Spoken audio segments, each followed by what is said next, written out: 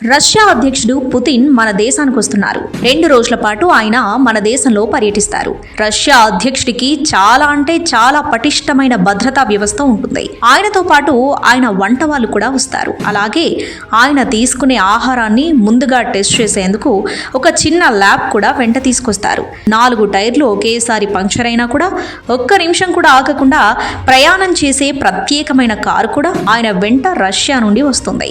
ఆయన వ్యక్తిగత భద్రతా సిబ్బంది కూడా 35 ఏళ్లలోపు వారే ఉంటారు. 35 ఏళ్లు దాటాక వారు రిటైర్ అవుతారు.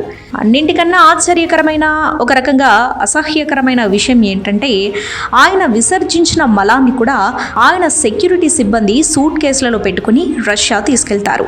వినడానికి అసహ్యంగా ఉన్నా కూడా ఇది నిజమే. ఎవరైనా ఆయన మలాన్ని పరీక్షిస్తే ఆయన ఆరోగ్య పరిస్థితి తెలిసిపోతుంది కాబట్టి ఈ జాగ్రత్త తీసుకుంటారట. ఇక పుతిన్కి 3 డూప్లు కూడా ఉంటారట. అచ్చం పుతిన్ లాగా కనిపించడం కోసం వాళ్ళకి కాస్మోటిక్ సర్జరీలు కూడా చేస్తారట. ఎవరు ఒరిజినల్ పుతినో ఎవరు డూపో తెలుసుకోవడం చాలా కష్టమట.